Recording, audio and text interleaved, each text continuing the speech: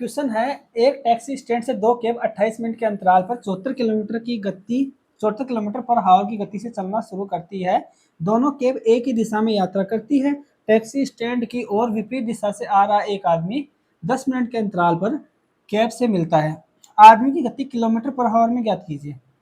ये तो मान लेते अपन टैक्सी स्टैंड है कोई, ठीक। यहाँ से कोई कैब स्टार्ट हुई है और यहाँ पे आदमी खड़ा है। इसे मिलती है T1 टैक्सी, फर्स्ट नंबर की टैक्सी मिलती है, इसे फर्स्ट नंबर की टैक्सी मिल गई, ठीक।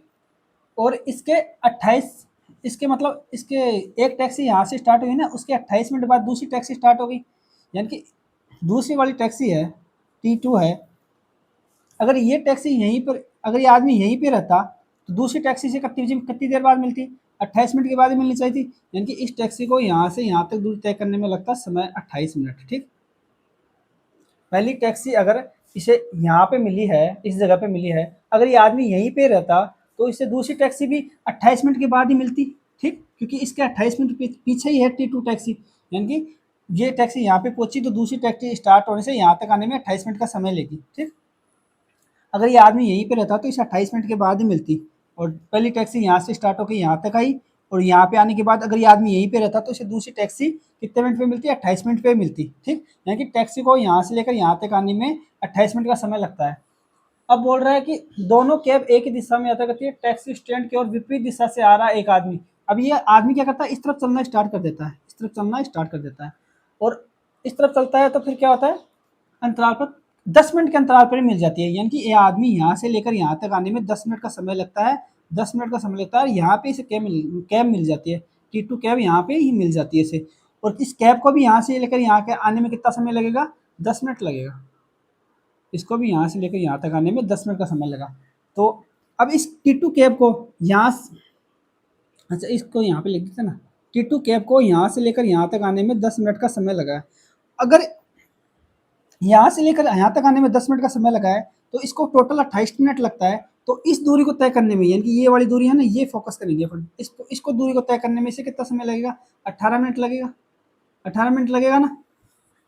यानी कि पहली टैक्सी इसे मान लो एक को आदमी को यहाँ पे मिल गई, ठीक। तो दूसरी टैक्सी, अगर ये आदमी यहीं पे खड़ा होता, दूसरी टैक्सी से 28 मिनट के बाद ही मिलती। क्यों? क्योंकि पहली टैक्सी के 28 मिनट बाद ही दूसरी टैक्सी चलती है। यानी कि इसके 28 मिनट पीछे थी, तो 28 मिनट बाद यहाँ पे मिलती है। यानी कि इसको टैक्सी को यहाँ से लेकर यहाँ तक दूर तय करने में 28 मिनट का समय लगता।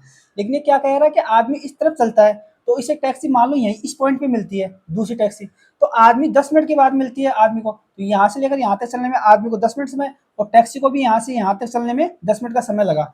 अगर ये टोटल टाइम 28 लग रहा है, 10 मिनट वो चल चुकी है, तो अब इसको 18 मिनट में ये दूरी तय कर लेगी डी वाली।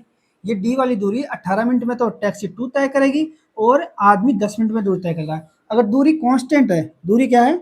दूरी समान है, समान है तो क्या होता है?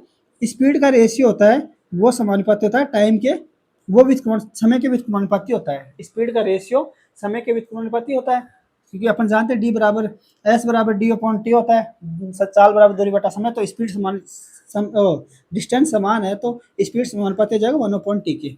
अब इस दूरी के लिए टाइम, आदमी को तो टाइम कितना लग रहा है इस दूरी के लिए आदमी को लग रहा है 10 मिनट का, और टैक्सी को, दूसरी नंबर की टैक्सी को कितना लग रहा है? दूसरे नंबर की टैक्सी को लग रहा है 18 मिनट का समय। इनको रेशियो ले लेते हैं टाइम का रेशियो क्या है? 2 5 10 2 नंबर 18।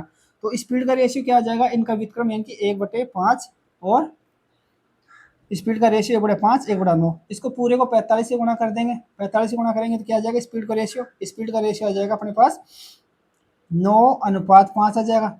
अगर इनकी स्पीड का रेशियो 9:5 है, जो कि आदमी की तो कितनी है स्पीड? 9 हो गई, और T2 टैक्सी T2 की स्पीड यानी कि 5x हो गई। इसको x बना लेते हैं 5x।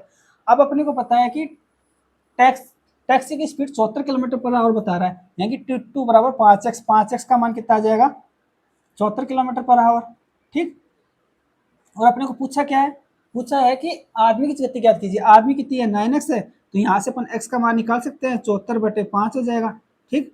74/5 किलोमीटर पर आवर हो जाएगा, और इसको 9 से गुणा कर देंगे तो 9x आ जाएगी। आदमी की स्पीड कितनी है? 9x है, तो 9x की वैल्यू हो जाएगी 74/5 गुणा 9 किलोमीटर पर आवर। पर हावर हो जाएगा। ठीक, अब इसको हल कर लेते हैं। 9 चौके 36 को छिक्को हाथ से लगी 3, 9 संता 63, 3 66/5। 9x की वैल्यू यानी कि आदमी की स्पीड कितनी आ जाएगी, इसको हल करेंगे तो 5 एकम 5, 5 ती 15, 5 ती 15, 5 दूनी 10, ये किलोमीटर पर हावर, ये स्पीड आ जाएगी आदमी।